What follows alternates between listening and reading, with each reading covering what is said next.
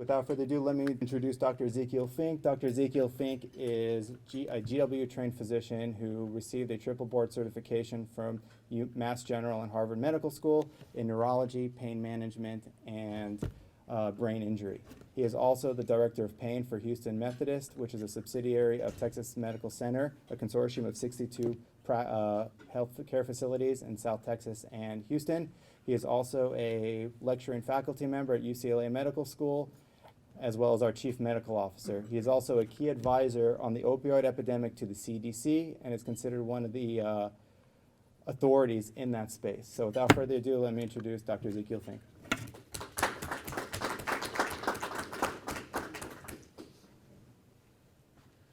So I'm here to talk to you a little bit about can clinical innovation solve the opioid epidemic?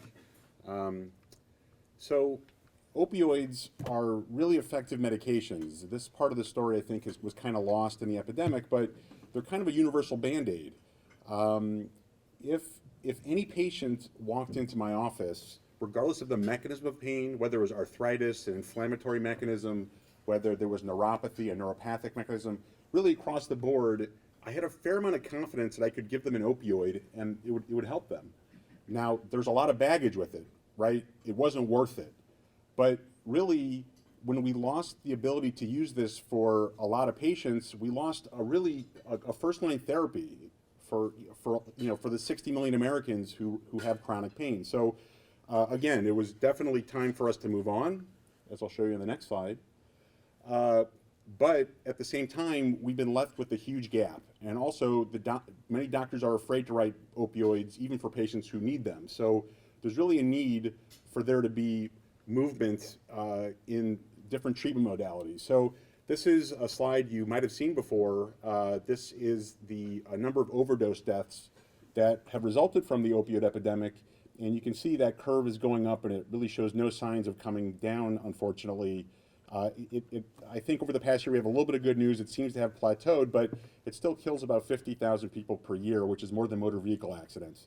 And that's not accounting for the people who have substance use disorder, which they estimate to be 20 million or more, which is about the population of the state of New York. So we're dealing with one of the biggest healthcare crises we've ever dealt with as a nation. So something does have to change, and we do have to find new things to address this issue. So here's the current armament for pain management. And if you look across this, everything about ketamine infusion has a bunch of subcategories. So if you look at it up front, you're like, oh, wow, okay, there's other things that we can do.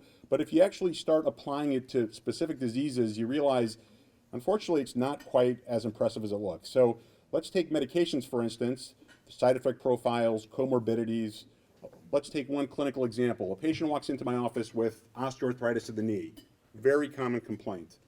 If they have a stomach problem, if they have kidney problems, suddenly the first-line therapy, non-steroidal anti-inflammatory drugs, are either something that I can only use on a very limited basis or maybe completely contraindicated. And where do I go from that? There really actually aren't other great options. So if we go to the procedure, and I'm not going to go all the way through, but let's say I do a steroid injection. That's pretty standard therapy if you consider a procedure for the knee. But best case scenario, that's going to give people about 4 weeks of relief.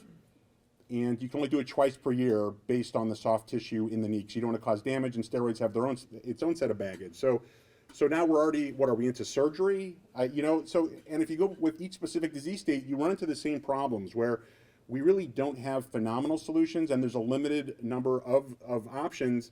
And before, opioids were really used a lot. I think of the numbers of the people who are afflicted by the problems associated with it. It was something that doctors really gave out a lot because of that universal Band-Aid that it was. So the FDA's recognized the urgency of the situation, and in 2018 they put out a statement that said, well, we have to start, they're pushing innovation. We have to create new treatments for opioid use disorder. We also have to innovate in the pain management space. We have to come up with new treatments. So to answer the question posed at the beginning of this, innovation is the solution, and from my perspective, it's really the only solution.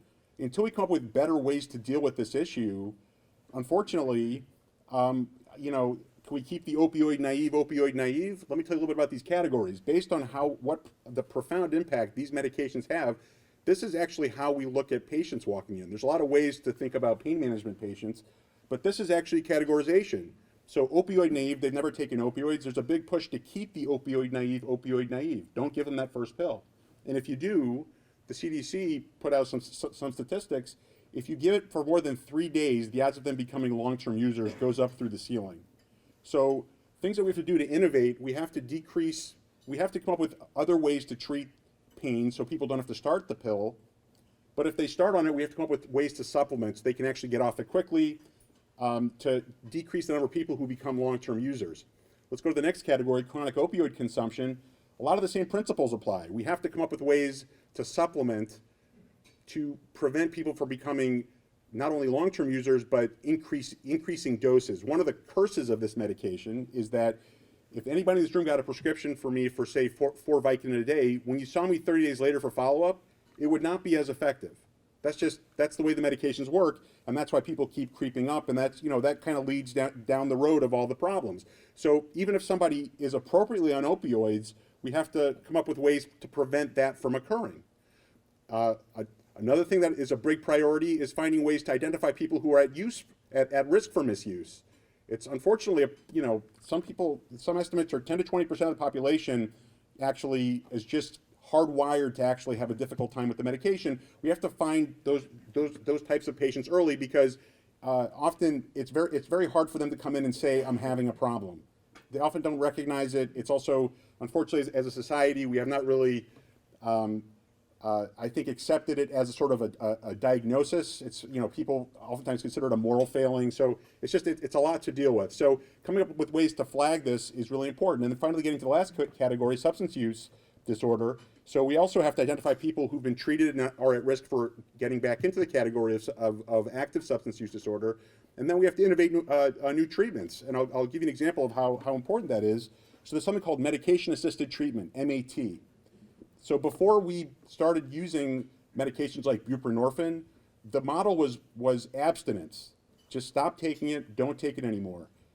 When they've done head-to-head studies now within the last couple of years, people on medication-assisted treatment, people who get something to help prevent that relapse, do far better, worlds better.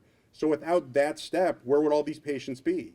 So innovation is already the solution to some problems, but we have to keep pushing this paradigm forward. So, and that's where I think where this company comes in. Q dropped the bottle of water. We're not innovating fast enough. Right? Today's good idea can take more than 10 years to hit the marketplace. If you go back to that statistics of 50,000 people dying per year, think about 500,000 people dying. I don't want that to be true, and that's just simple multiplication. I'm hoping that there are going to be breakthroughs that this, we identify people earlier, but unfortunately that could be a reality. It's already taken several 100,000 lives. So this is really a priority, and this slide is really the reason why I became Chief Medical Officer of this company. I'm the medical director of Houston Methodist. It's a very busy hospital. I have a lot of responsibility, but I've spent the last couple of years telling people no. I'm saying you can't use what you used to use. And they say, okay, well, what else do I have? So I got involved with the CDC. We've come up with the first in the nation software to help primary care navigate through how to deal with pain patients, but it doesn't change what they have to offer. It just helps them navigate proper decision-making to hopefully keep the opioid naive. So this is really an imperative. This is, I'm getting in the game. I feel this is critical for me to participate and to help change this. We have to try to make good ideas available in the marketplace as quickly as possible. And not to jeopardize safety or proper patients, et cetera, but really this is a priority. And one of the things that Cedar Health is really focusing on is the delays in patient recruitment, the inefficiencies of patient recruitment. So that's really what we do and what we do well. We target patient recruitment based on clinical histories using machine learning. You'll hear a lot more about it. I don't want to spend that much time on it. And with that, if we get the information, we can tell you very quickly what we can and can't do. The backbone of what we have is a very motivated set of doctors in the community who are partnering with us, so we can reach out once we have that information and get the patients that we identify. And then the second thing that we're working on is just making an impact on the design of studies to help with the actual criteria that are present. But you're going to see this Venn diagram quite a bit today because this is our secret sauce. There's no one part of this that exists with anything else, but I would say the most important part is in the far left corner, the physician collaboration. That's the backbone. My left. That's the backbone. We have this machine learning component that pulls the patients out. I will be reviewing this with Todd Albin, who you'll hear from, so we can make sure that these patients actually do fit the criteria properly. The other thing that I really like about this arrangement is we are a complete service. We also do the trial ourselves. We're not handing it off, so we are accountable for all of this. And that's really my story behind why I'm here, why I think this is important, and and I'm really happy you guys all came to hear this.